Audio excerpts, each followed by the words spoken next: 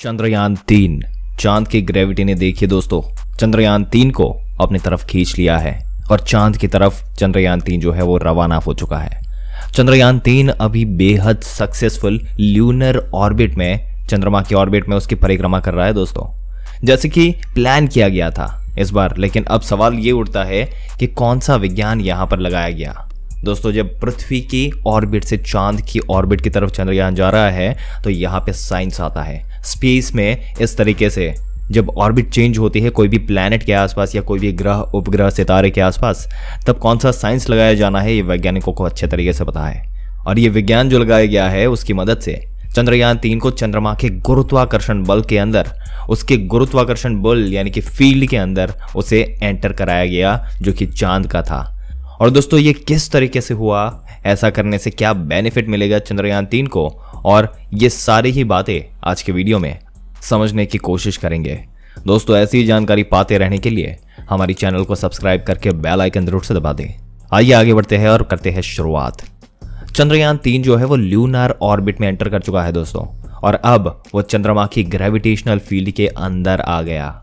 40,000 kilometre दूर तक, चंद्रमा की सतह से 40,000 किलोमीटर दूरी की हम बात कर रहे हैं, और तब तक चंद्रमा का जो ग्रेविटेशनल फोर्स है वो वहां तक काम करता है, उसकी जो है वो रीच वहां तक है।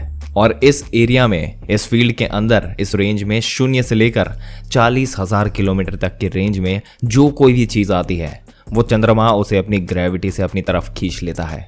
और अब चंद्रयान 3 जो था उस वक्त जब ये एंटर कर रहा था उसकी गति, इसको बहुत ज्यादा रिड्यूस किया गया, और तभी जाके वो चंद्रमा की ग्रेविटेशनल फोर्स के अंदर एंटर कर गया।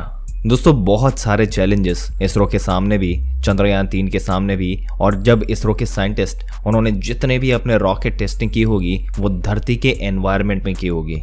लगभग ज़्यादा से ज़्यादा जो टेस्टिंग होती है वो धरती के एनवायरनमेंट में होती है, और निकट जो उसके पास जो स्पेस होता है उस इलाके में होती है। और जो एटमॉस्फेयर में जो टेस्टिंग होती है वो भी स्पेस में बहुत ही नज़दीक का होता है। ऐसा तो नहीं किया जा सकता कि किसी भी स्पेस एजेंसी के द्वारा लगातार वो रॉकेट फायर करते रहे और टेस्टिंग करते रहे कि भाई हम उनके पास ग्रेविटी कैसे होगी या स्पेस इन ग्रेविटी में कैसी होगी, ये बार बार लॉन्च नहीं कर सकते। तो उनका काफ़ी लिमिटेड नॉलेज रहता है। लेकिन पुराने जितने भी लॉन्चिंग हुई उनका डेटा और फिजिक्स की समझ से इसे एकदम 101% कॉम्प्लेक्स चीज़ों को सिंपल बनाते हैं, प्रॉब्लम सॉल्व कर दिए जाते हैं, और प्रॉपर तरीके से ऑप्शंस जो है वो आइडेंटिफाई किए जाते हैं कि यहाँ पर इस स्पीड से जाने से क्या होगा। पर दोस्तों, यहाँ पर आकर हमारे दिमाग में एक सबसे इम्पॉर्टेंट सवाल आता है कि यहाँ पे सबसे इम्पॉर्टेंट चीज़ क्या होती है कि हमें स्पेस में आगे लेकर चलती है। जैसे दोस्तों, धरती की ग्रेविटी के हिसाब से तो हमने बना लिया रॉकेट, पर अब इसे अगर आगे भेजना है, इस यान को भेजना है, तो हम चंद्रमा की ग्रेविटी के अंदर भेजना है, तो हमें कैलकुलेट करना होगा कि किस स्पीड से उस समय ये यान वहां पहुंचे कि वो उनके फील्ड में, उनके ग्रेविटेशनल फील्ड के अंदर चला जाए।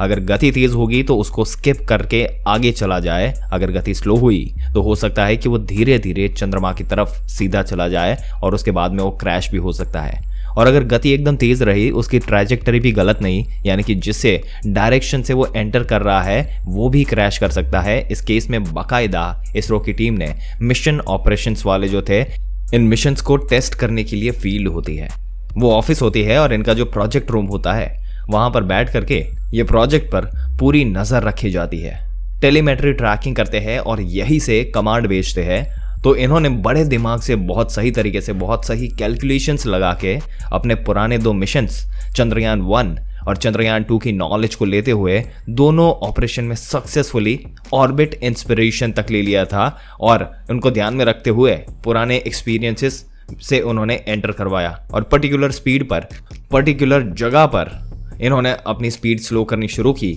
और इसे रिटार्डेशन फेज कहते हैं। एक टाइम था जब उसकी स्पीड को इतना बढ़ाया गया कि 40,000 किलोमीटर पर आवर की रफ्तार इसने पकड़ ली थी, और अब यहाँ पहुँचने के बाद अगर उसे मून की यानी कि चंद्रमा की ग्रेविटेशनल फील्ड के अंदर भेजना है तो उसकी स्पीड को 7,000 से 3,000 किलोमीटर पर आवर जो है वो अचीव कर लिया था। अब धीरे धीरे इसके अंदर एंटर कर चुका है, और अब चंद्रमा की ग्रेविटी के अंदर क्या है ये समझना होगा हमें।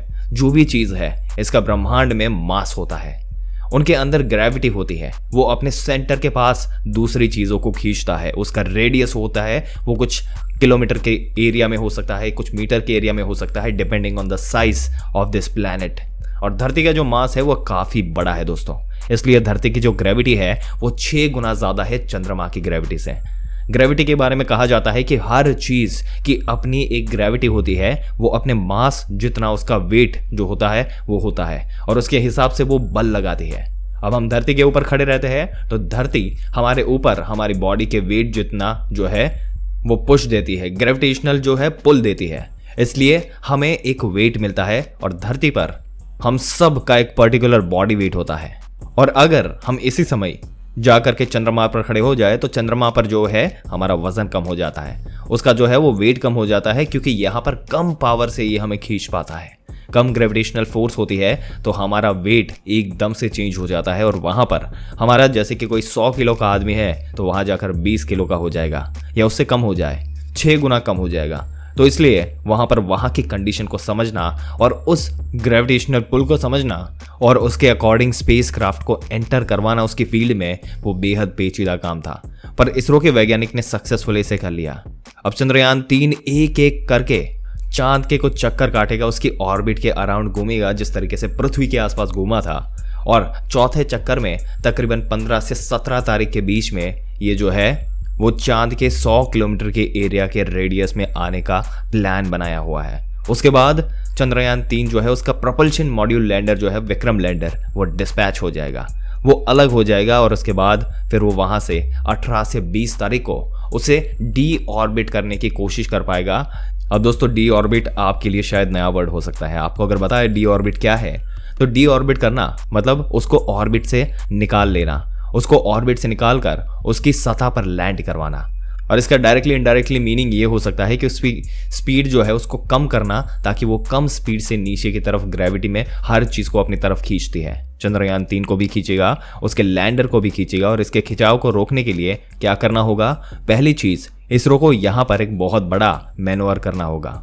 इसरो को पहले चंद्रयान 3 को एक पर्टिकुलर एंगल में लाना होगा और धीरे धीरे डिसाइड करना होगा कि एक फोर्स के साथ वो नीचे उतर जाए तो रॉकेट से रेट्रो इंजन जो है वो फायर करेंगे, और ये नीचे गिरते समय अपोजिट साइड में इसको फोर्स जनरेट करेगा, और इसकी स्पीड जो है वो धीरे धीरे कम होने लगेगी। और इस तरीके से जो है वो हम सेफ लैंडिंग चांद पर करने की प्लानिंग कर रहा है इसरो।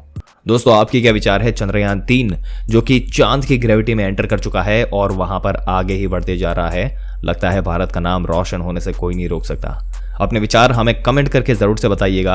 अगर ये वीडियो और इसमें दी गई जानकारी आपको अच्छी लगी हो तो अपने दोस्तों और रिश्तेदारों के साथ ज़रूर से शेयर कर दें, और ऐसी जानकारी पाते रहने के लिए हमारे चैनल को सब्सक्राइब करके बेल आइकन ज़रूर से दबा दें।